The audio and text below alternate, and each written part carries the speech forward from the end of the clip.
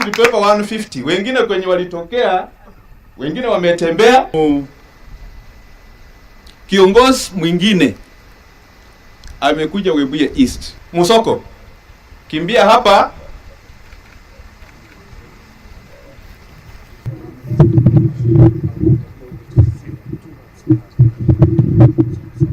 Na watoto wetu ambao wanatafuta kipato kupitia kwa transport, na wanataka tu deputy president awe president, wafanye naye kazi.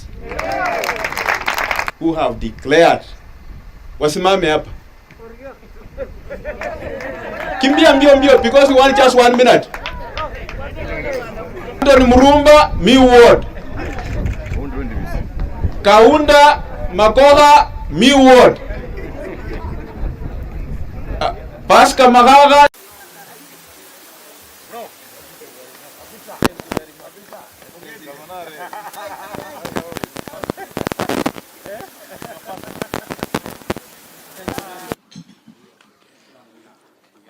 Basi Your Excellency, kwanza mimi natoa shukrani kwa mini na kufanya bidii. Nataka niwashukuru ninyi watu wa Msambweni yako hii sebule. Mimi niko na hakika wale waliofika hapa leo kwa mara ya kwanza itakuwa sio mwisho, kwa sababu hapa ni jitolea kwenu. Katika mambo ya siasa kuna watu ya mambo mengine yote. Watu wengi hapa walijitolea kwa yeye kuwa na msimamo, kuwa mkakamavu. Na wale waliofika leo, jisikieni mko nyumbani. Your Excellency, wakati my brother Faisal tuliongea, I want to say thank you very much. You didn't let us down. Pengine mambo yangekuwa tofauti. So to you my friend, congratulations. Wewe na Rais Uhuru Muigai Kenyatta mmepewa mamlaka na wananchi wa Kenya kuendesha shughuli ya serikali ya Kenya. Yale mamlaka ambayo mlipatiwa na wananchi mmeyatumia vizuri sana kikatiba. Lakini wale rafiki yetu ambaye hawa watu wa Webuye East walipigia kura mingi zaidi, Prime Minister wa zamani, yeye hakupatiwa mamlaka ya wananchi ambayo ni yenye nguvu zaidi kama yenye nyinyi mlipata Rais Uhuru Kenyatta. Yeye akapewa tu mamlaka kidogo ya salamu. Ametumia mamlaka ya salamu kufuta uhuya, amefuta watu wengi kabisa. Mpaka juzi nimesikia ati anataka atukufuta kazi bwana Chebukati. Na mimi nimwambia huyo Raila Odinga kwamba akitaka kazi ya kuangalia wafanyikazi wa serikali awache ile haka ya infrastructure ya EU, achukue ile ya Francis Kinyua ya Head of Public Service, ndio aanze kuangalia Wakenya kama wanafanya kazi. Kuangaisha Wakenya hiyo tumechoka, na hiyo hatuwezi kubali zaidi hapa. Hii changamoto tuko nayo, matatizo na wauguzi, madaktari, nurses na clinical officers, inawezekana tuketi chini tutatue hii tatizo, kwa sababu tuko na janga kubwa ya corona, na haiwezekani ya kwamba wakati tuko na tatizo kubwa ya kiafya duniani, hapa Kenya tuko na mgomo, wale wanasema, hawa wanajibu, na hatupati suluhu.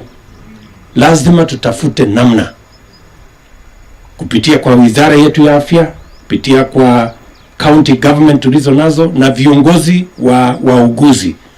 Lazima kwa manufaa ya Wakenya tutafute mbinu na jinsi ya kutatua hii tatizo, kwa sababu inahatarisha maisha ya watu wengi katika taifa letu la Kenya, hasa wakati huu wa janga la corona.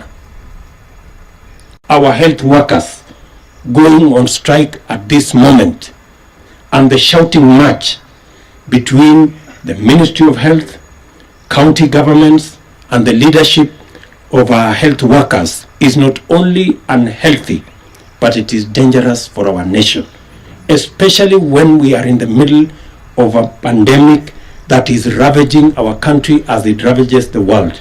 There is need, urgent need, for the hardline positions taken by all the parties to be toned down, and we must find the platform to negotiate and to agree so that we can ensure that Kenyans are not endangered because there are no health workers in our hospitals, but their lives are equally protected in the manner in which that befits people who are on the front line, and taking into account the economic challenges that we also have as a nation.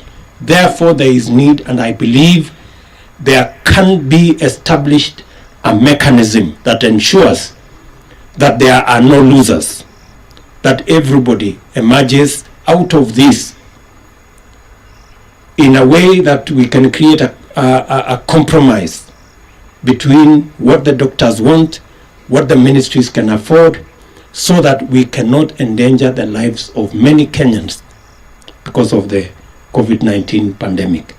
I want to ask the ministry, county governments, and the leadership of our health workers to find it in their commonality, a place where we can engage, sort out the issues, or at least agree on how we can manage the situation in a manner that it doesn't get out of control.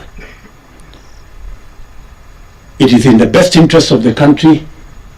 It must be in the best interest of the doctors and nurses and clinical officers, and it must be in the best interest of the 45 million Kenyans who will be in danger if this situation is not resolved.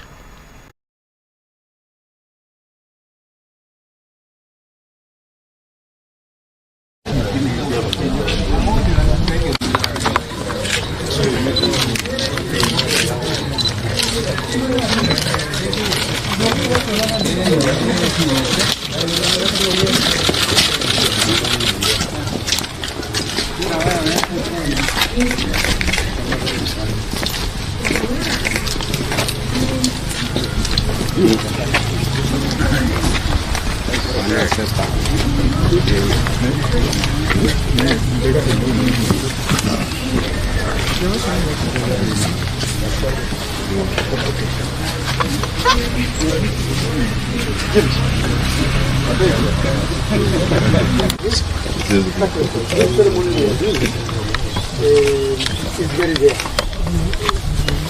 It's really rare. And we do it as a community to people with high risk. We're blocking.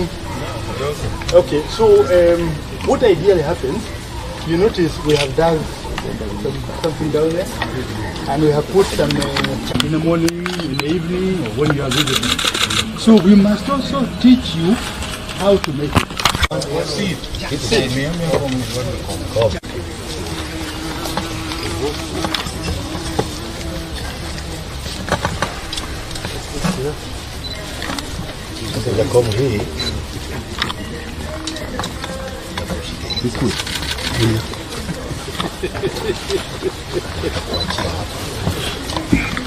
Tumaliza hii, tutakuachia nyungu, tutakuachia zote hizi.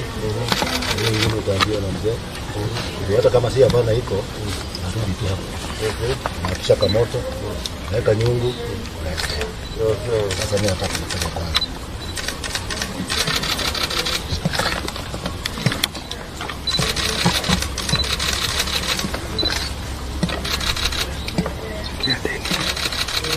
And then he will add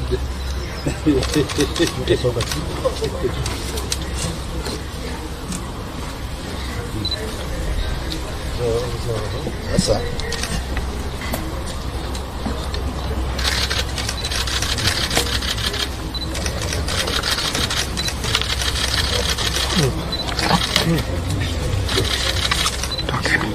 You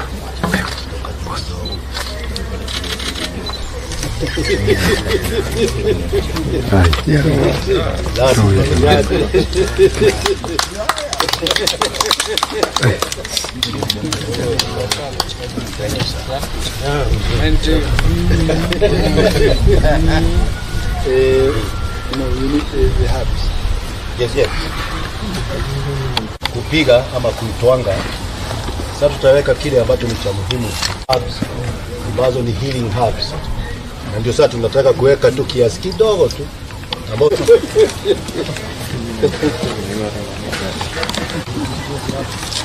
Another final round, sir. So,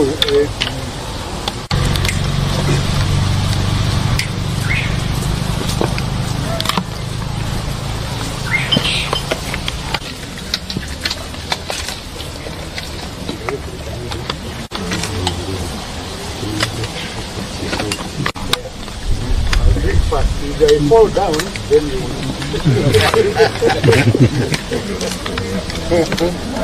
What?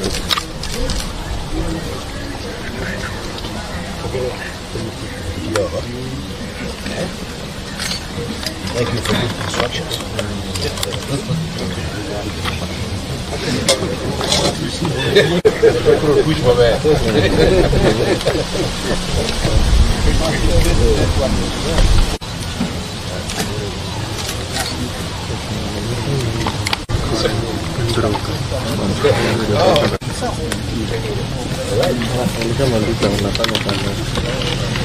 All right. I've tasted. Now you taste.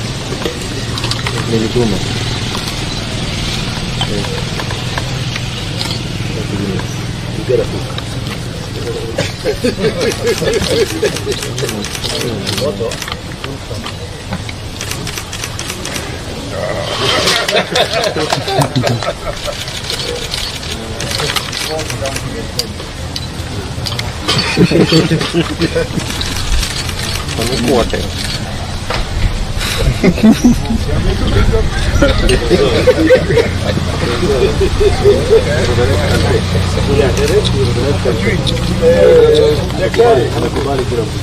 Daktari, mwenye supu amekubali mkunywe. Kwa hivyo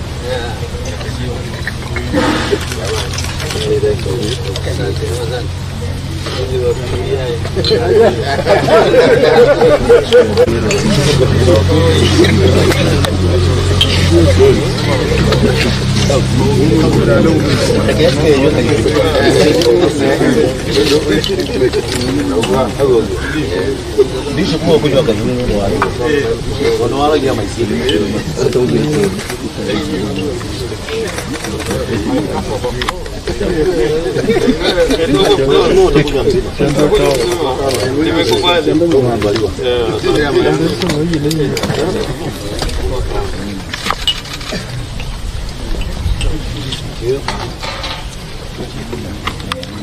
Nego, nywa kai huru. Sasa wewe gavana utakuja mzima.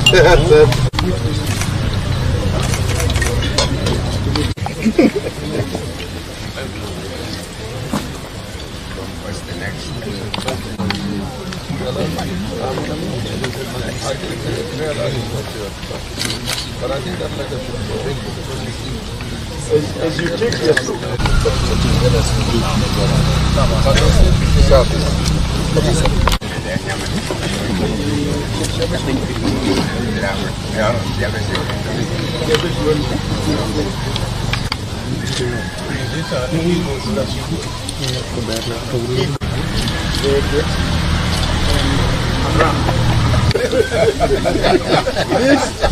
this daktari is a very important with a circumcised hiccup.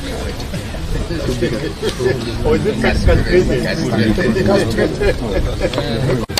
Like you show the doctor later when you're visited by our friends. But it may not be very good for you. So we also have the doctor that is specifically not eaten by men. So not eaten. That when you leave And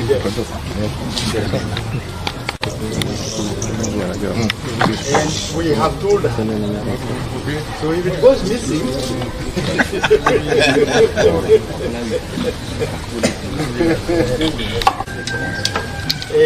you will be in trouble. And remember, we shall have gone back to Muraki. The head has already been there. If I'm there, like your brother visits you, then tomorrow you would say you celebrate the head together. Yeah. This is an Agikuyu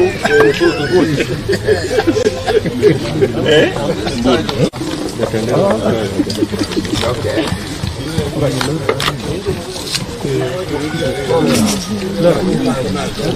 Ani?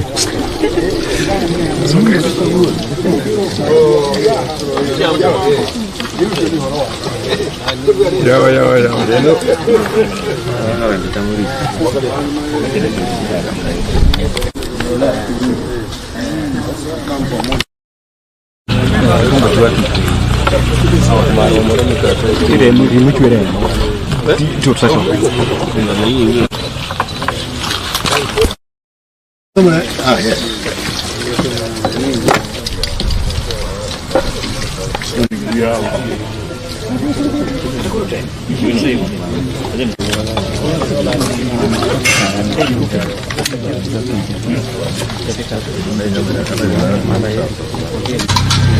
Kama una ya pesa ya kumata uko na mahali utao hapa inataka kujini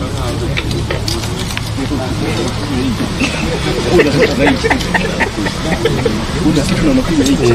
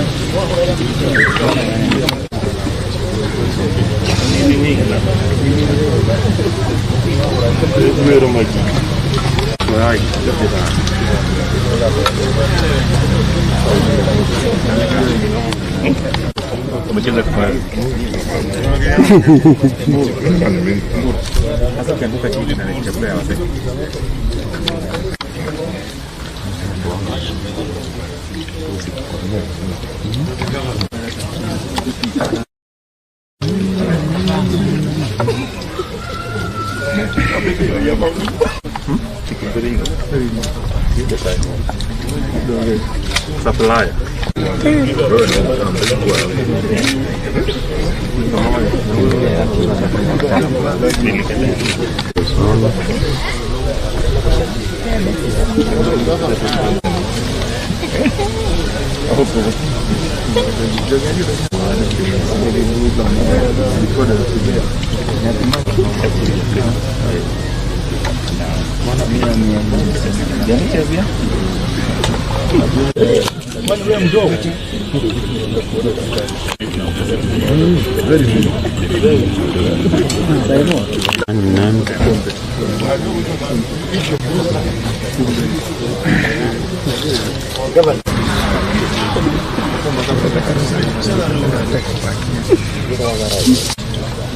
Hii sasa utakula hii.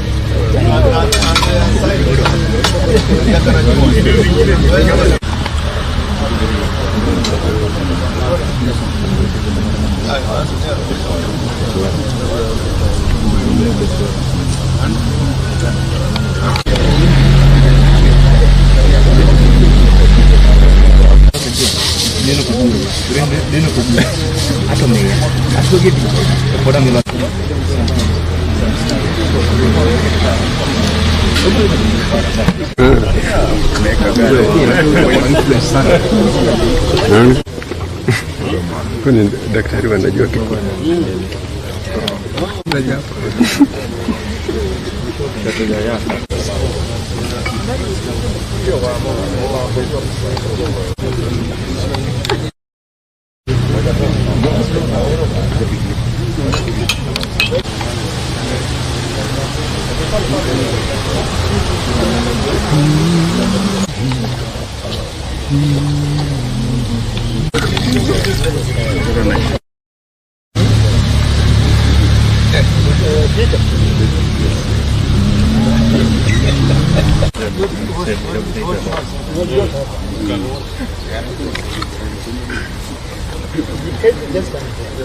Oh, you want to join?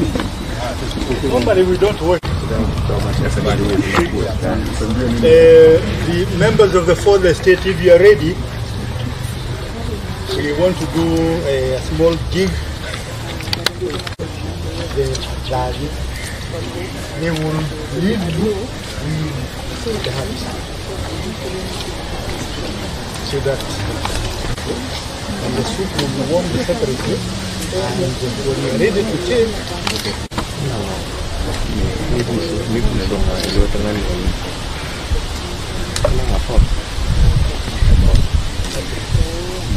these are ground house, just a spoon, just a spoon.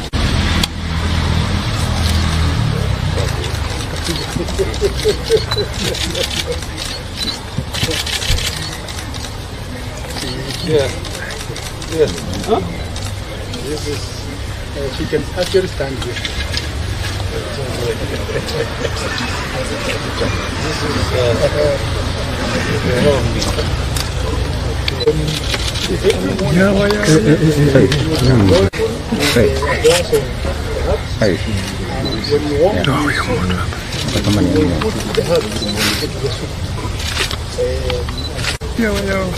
incidentally,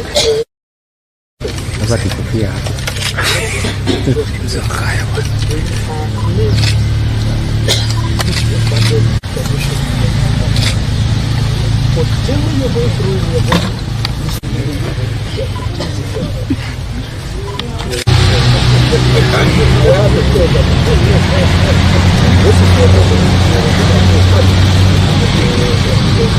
occasionally you can add Yes.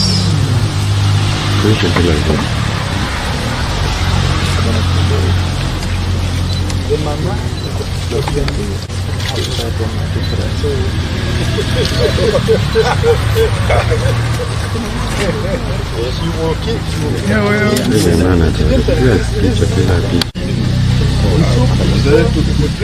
And of course, a lot of it is active.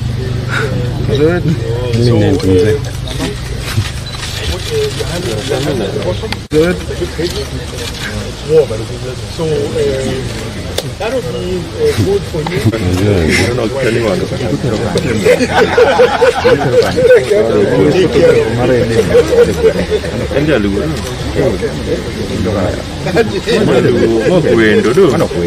Now, every time there was the key was there,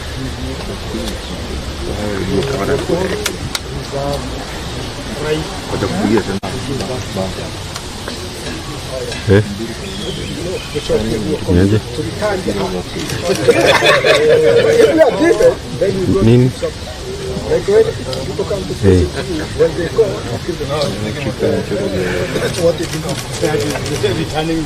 Uliona? Nikwa. Yako.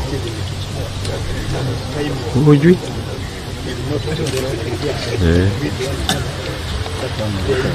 Haya.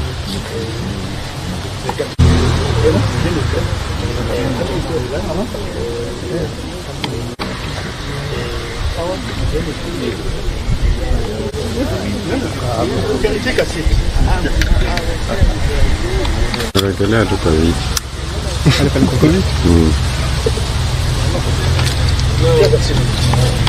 Today from Muranga. These are Muranga elders led by my old friend Joe Kibe. And you can see also one of our very old friends here, SK Macharia of the Royal Media. They've come on behalf of the bigger group, some of whom were not able to make it here for different reasons. But the reason why they asked to come and see me was basically to visit me after my operations recently. They are concerned about my health, and they're saying that it's traditional among the Agikuyu that when somebody has gone through this, he is given some kind of medication, which is traditional. So they brought me a traditional medication. They came here with a fairly large, big he-goat and a dopa, which they slaughtered here. They also came with some herbs around which they have cooked here, and they've prepared the soup that you saw us partake of here, and then they also roasted that meat, which you have all eaten together. I want to say that I feel now much better after this concoction that they brought here. The traditional medicine seems to work much faster than these other manufactured medicines. I'm sure it is also an antidote against COVID. But so you're welcome here. Also my family, my brother, my wife, and my other friends are all here, my relatives. So we really want to welcome them here. We have a historical relationship and friendship with that part of the world where they come from. As you know, these people are from Muranga, and they say that Muranga is the cradle of the Agikuyu. But then they're part of the bigger Gikuyu community with whom we share a lot in common in terms of struggle for independence and also struggle for democratization of our country. They all are aware of what we've been through. Joe Kibe here has been very much involved in these matters. We were used to be with him and Charles Rubia and late Kenneth Matiba. Some people may not now remember. I know that a number of these people, including the paparazzis who are here, were not there at that time. When in 1990, we say that Kenyans are ready for multi-party democracy. And there are those who are saying that the country was not cohesive enough to be multi-party, that it would take another 100 years before Kenya was ready for multi-partyism. And the other people are saying this is the year for multi-partyism. And then we said, if you are saying Kenya is not ready, we want to go to Kamkunji to ask Kenyans if they are ready or not. And we mentioned the date of 7th of July, 1960. So 1990.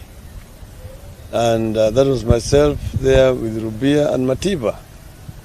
And as we were organizing to go to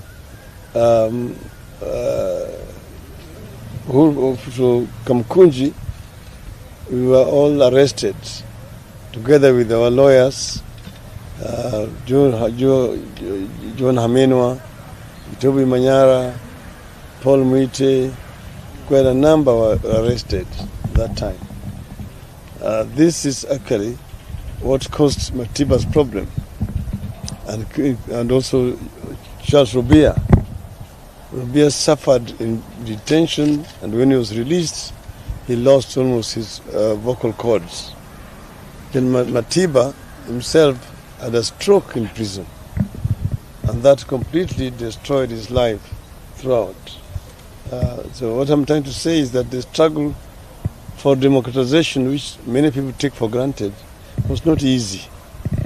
But many Kenyans united together, and that is what then created the movement, which then ended up in repeal of Section 2A and allowing for formation of other political parties. People usually tend to mix issues here. There is 7th of July 1990. Then there is October, which date was that? I think it's 16th of October 1991. That was a second movement after the original Sabasaba. So people usually mix those two events. But they are both very critical events and landmarks in the struggle for democratization of our country. And people paid very heavily for this. So, but again, the people of Murang'a also, as you know, are many in Nairobi. They do business in Nairobi. The first African mayor of the city of Nairobi was Charles Rubia, the first African to take over from Mzungu, from Murang'a. Then there are very many others, people like Akina Kirima, came from Murang'a, quite a number.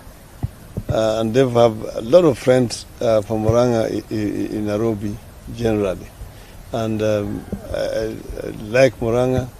Recently we were in Nyandarua. Yesterday my other colleagues were in Nyeri.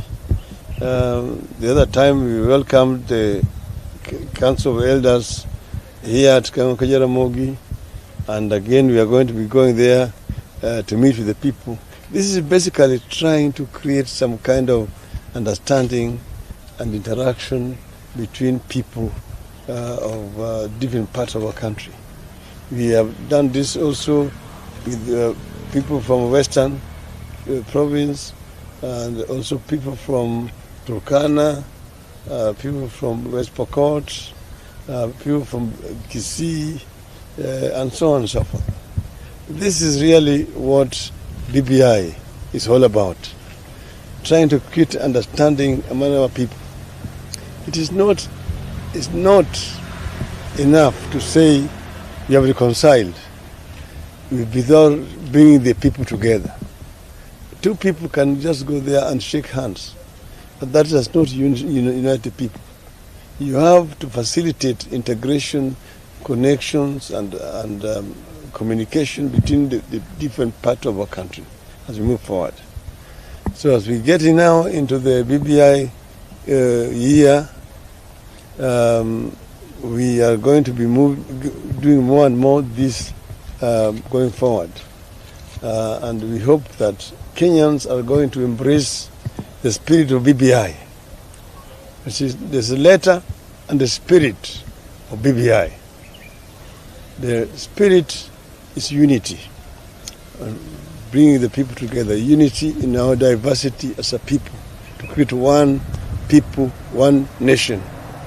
That is when we can be able to realize the aspirations and the dreams of our forefathers. They're welcome, as I've said, and maybe I want to invite one of them. Well, I am Joseph Kibe. They call me Joe. I am a former civil servant. I worked for Kenya government from 1962 to 1979. Currently, I do my own private development and things like that. What brings us here is to be representatives of a group in Murang'a called Council of Eminent Persons of Murang'a. people got together. We are now how many? We are 10. 2 of us have passed away. And the reason why we formed that council is to have the opportunity of speaking to all leaders in Murang'a on all matters. We are not politicians, and one of our qualifications is that you are not in competing for elective politics, because then you take sides. So we do not take sides. Whoever has got good ideas, we agree with him and we support. But if somebody doesn't have a good idea and we think we should advise, I'm only saying advise because we cannot enforce it. Our rules and regulations are not law. So we persuade you after consultation, consultative meetings, dialogue, and we tell you the way you are going is not good for Kenya. It's not good for Murang'a, it's not good for Kenya. And why we say that is because we know this country very well. We know Kenya. When somebody is bringing in his mode of politics, which is not good, it is good we advise against it. Because this country, if you consider that the younger people are already more than 60% of the 47 million Kenyans, so you know that those young people should be given good idea and good leadership, so that when they take over the country, because it is their country after all, those of us who are old are very few, they know how to lead it properly in all aspects, whether it is the management of the country, whether it is the governance in corporations or in private activities, whether it is, we call like border, or whether it is taxi, or whether it is buses, all these, there's order of doing things. And this is the kind of order in all sectors that we advocate. And the reason why we are here, of course, is because our friend here, Raila, the owner of this home, is a good friend of ours for many, many, many years. So was his father. We knew one another, we worked together.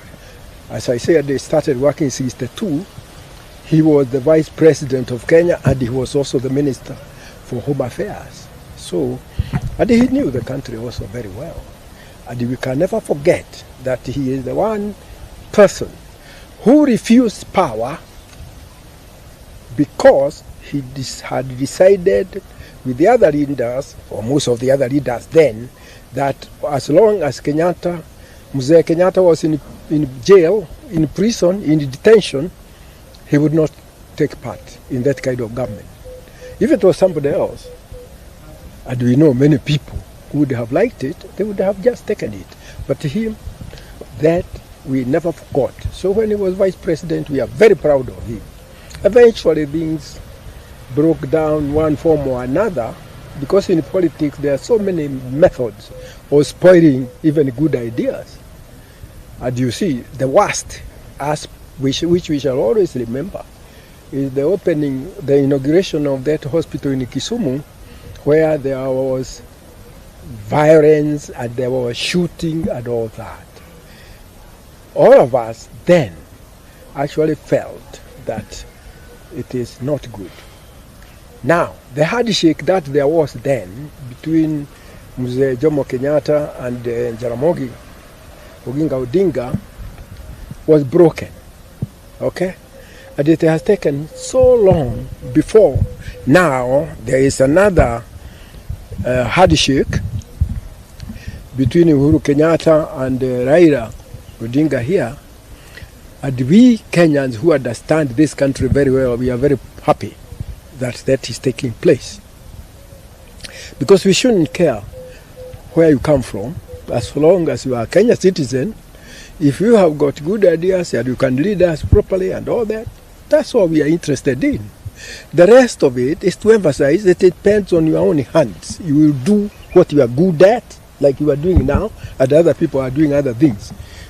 But you want to do it in an atmosphere of peace in the country.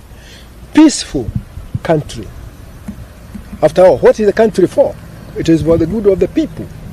If the people are not happy, it cannot be good management of a country. So, in short, we came here to tell him that we are very happy that his health has improved since he had that problem, and we now look forward to the time where he is going to be very active and play his real role in the management of the nation.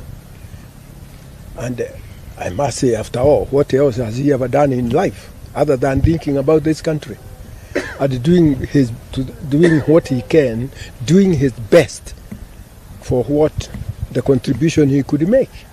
So we are happy to see his health is good, and we came here specifically to say we are very happy that his health is now very good, and we look forward to the time when he is able to do much more for the management of this nation, which he can.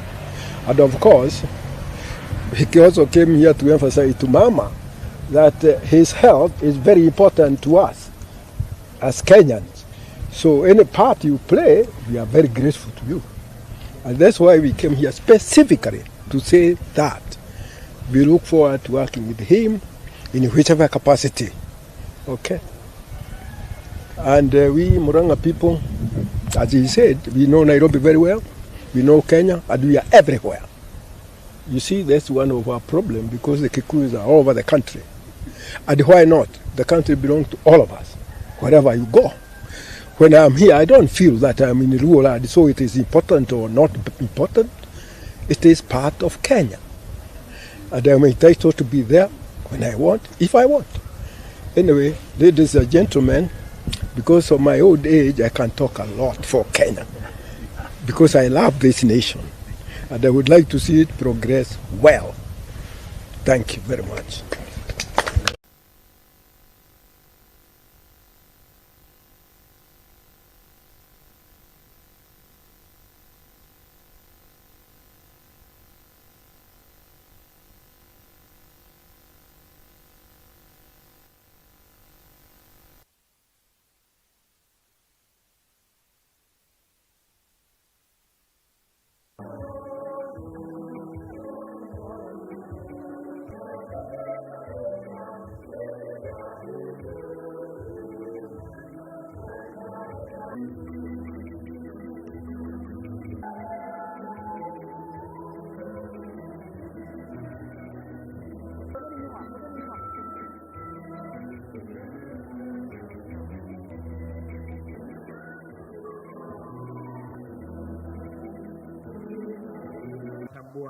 Dakika chache zijazo.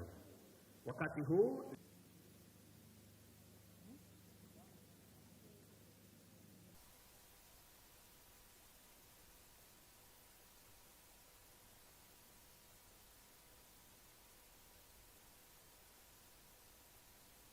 naomba pole kwa padri. Clergy ulisimama pale ukatuambia tusipige siasa. Familia walikutana jana wakasema tusipige siasa, lakini sisi wanasiasa tukakuja tukalete siasa kwa mazishi ya mwenda wetu. Professor Kibwana amejaribu kuwa a bit polite, lakini mimi nataka kusema hiyo ni tabia mbaya. We have an arrogance in our country of the political elite, very arrogant, who think it's all about them. It's all about them and politics and competition. Tabia mbaya, shame on you. Kama unataka kutafuta siasa ya kuongea kufa, tukuje kwa yako tuongee kwa yako. But do not sit here and distress the family who have lost by going on endless politics and war against other people. Bad manners. You don't see this happening in other parts of the world. It only happens in Kenya. Ni tabia mbaya, na tuachane hiyo tabia ya siasa kwa mazishi.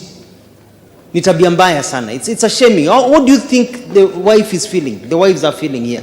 The children are feeling.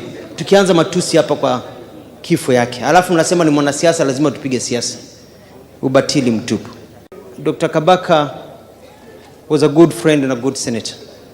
When he lost in 2013, Nilimwandika kazi kama legal advisor wangu na tukafanya kazi na yeye. Wakati huo hakuwa in the baridi akingojea kuitisha kura tena, na tufanya kazi hapa Machakos. Program nyingi za maendeleo ambayo tumefanya hapa Machakos tulianza na yeye, na ni mtu ambaye alikuwa mjasiri, anaongea na nguvu ya kutetea haki ya watu wetu.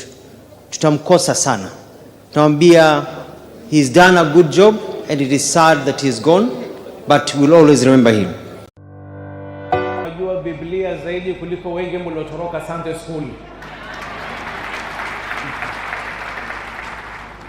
Na mimi leo nimekuja na wenzangu, niko na Mama Dorothy Zawadi. Uko wapi Mama Dorothy? Niko na Mzee Nobat.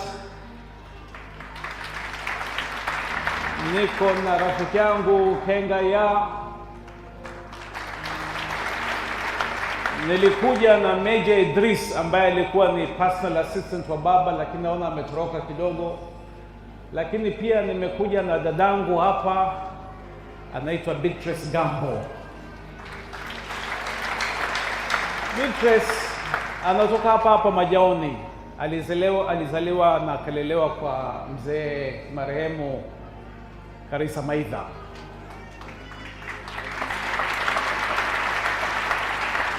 Sasa leo pasta, nimeona miujiza mengi, na mimi nataka nifanyie miujiza moja zaidi.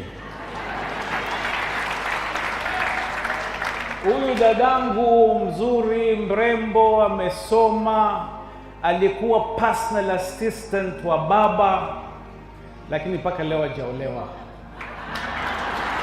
Tunamwona ni mrembo kabisa. Sasa mimi kwa niaba ya Mzee Gambo niko tayari hapa kuchukua mahari kwa kijana yoyote ambaye naamini Mwenyezi Mungu, na nitamsaidia na mahari pia. Vijana mko tayari? Nani yuko tayari hapa? Naona kuna mmoja ameinua mkono huko. Kweli. Bora sije ukamfanya mpango wa kando. Kusema la kweli, mwaka huu ulikuwa mwaka mbaya sana. Na ulikuwa ni mwaka ambaye Mwenyezi Mungu anatutest. Anatest patience na faith. Anatest patience na faith. Na mimi najua kuna kina mama wengi hapa ambaye leo analea watoto wake na wajukuu wake pia. Si ni kweli?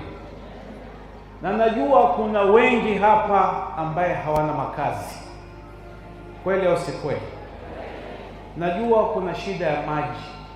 Najua kuna shida ya usalama. Najua kuna shida nyingi. Lakini mimi naamini Mwenyezi Mungu.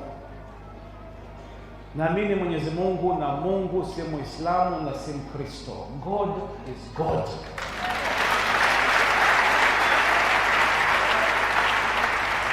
So ukiniona nimesimama kanisani ni kwa sababu mimi naamini Mwenyezi Mungu. Na kama alivyosema Evangelist Zakiel, huwezi kuwa kiongozi kama huamini Mwenyezi Mungu. Manake Mungu hatakupa baraka, na kama wewe huna baraka hutoweza kupata uwezo wa kuongoza hata kuku. God is great. Na leo nimesikia ushuhuda mwingi nilipokuwa hapa. Watu wengi wamesimama wakatoa ushuhuda wao, na mimi sasa nataka kutoa ushuhuda wangu pia.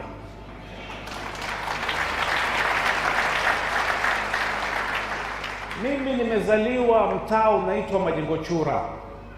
Majengochura huko Tononoka. Wazee wangu walikuwa walimu. Na nyinyi mnajua walimu si matajiri. Na tulikuwa 4. Na mara nyingi nikiona wazee wangu wakihangaika kunitafutia fees ya kunipeleka skuli, lakini wakajaribu. Na kwa uwezo wa Mwenyezi Mungu nikasoma, nikaendelea, nikapata kazi kubwa, Mungu akanipa utajiri, nikawa tajiri, kisha siku moja nikafilisika, boom! nikaanguka chini, zero kabisa. Sina pesa ya kulipa school fees, sina pesa ya kulipa rent, sina pesa ya kuleta chakula nyumbani. Kisha hapo ndio unajua nani ni rafiki yako na nani ni jamaa yako na nani ni mtu wa kupita njia. Ile ukifika hali mpaka wengine kwenye familia wanaanza kukudharau, basi unajua kwa Mwenyezi Mungu anakupa test, kama tulivyopawa test sasa. Na nilipoanguka chini kabisa na hali ilipokuwa mbaya, unadharauliwa na watu, unakwenda kwa mtu unamwomba pesa kuanzisha biashara ndogo ili upate kuleta fees na chakula nyumbani, anasema huyu ni mkora.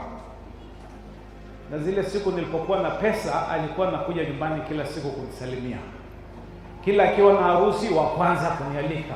Nilipofilisika, nimekuwa mkora sasa. My friends, mimi najua shida iko mbaya. Najua mshahara wa Novemba haushikani na mshahara wa Disemba. Si ni kweli? Ukijaribu kusaidia mtu na mpesa, inavutwa na fuliza. Si ni kweli hiyo pia? Lakini do not give up hope. Do not give up hope. Na kwenye verses za Biblia zote ambazo mimi nimezijua, na I prefer Jeremiah 29 verse 11, and you know I have plans for you, plans to give you hope and a future. Si ni kweli hiyo? Mwenyezi Mungu anasema, na mnajua kuwa niko na mapingilio ya kuwapa matumaini na maisha mema huko mbele. Si kweli hiyo? Si maneno ya Shabal, ni maneno ya Mwenyezi Mungu. God is great. Na huu wakati ni wakati ambaye sisi sote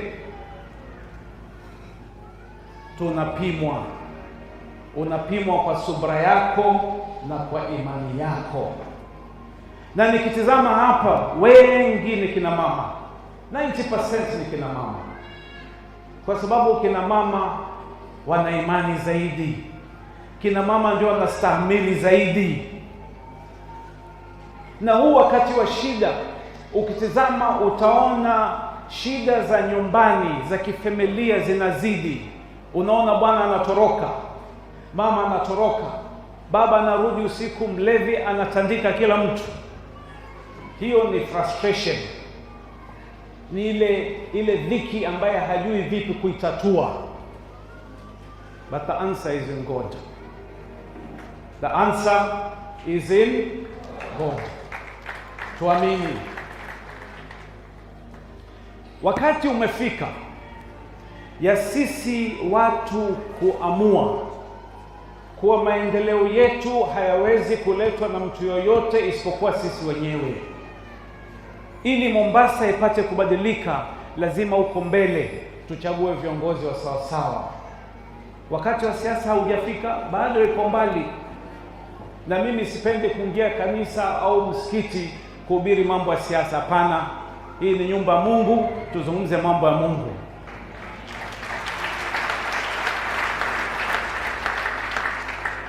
So sisi pia tunataka kuleta maendeleo. Sisi pia tunataka kuleta investment, ili wafanyabiashara wapate biashara, ili watu wapate kazi, ili vijana wapate opportunity na wao pia kujiendeleza na hizo biashara kwa kusupply, kwa kutafuta tenda, kwa kutafuta kazi ndogo, ili Mombasa yetu ipate kuendelea. Hii mambo ya kila siku kukaa kungojea serikali Nairobi waje kutengezee, tutangoja miaka 50 zaidi.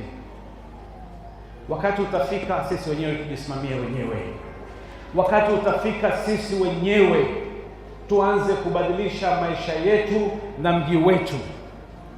So mimi nina imani. Leo sikuja kuchapa siasa, leo nimekuja kusalimia umekuwa mwaka mgumu sana hata kwa familia yangu. April, bibi yangu alipoteza dadake. Mwezi uliopita alipoteza mama yake. Wiki iliyopita amepoteza sister-in-law wake. Na jana niko baharini na marafiki zangu, ile boti ikaanza kuzama. Ilipoanza kuzama nikasema, gai, nikifa hapa bibi yangu atakosa bwana pia. Lakini mimi naamini kwa Mwenyezi Mungu bado ananitaka hapa. Mwenyezi Mungu bado ako na plans for me here, na tutafanya kazi pamoja, tutashikana pamoja, tutahubiri pamoja, tutaomba Mwenyezi Mungu pamoja. Mungu awabariki. Asanteni sana. When he got sick and was diagnosed with a clot, and he told me about it, and he was given medication at the Nairobi hospital, and somebody can go there and confirm. Hii maneno mengine mnasema sijui alipatikana akifanya nini. I tell you what, shame on you. Lastly, my sister Philomena Bete, just allow me to say this because I have to say it. The acting Chief Justice of the Republic of Kenya amesema kuna watu walikutana na yeye wakiwa na Kabaka, na Kabaka akaambia yeye asimame imara na ashikilie.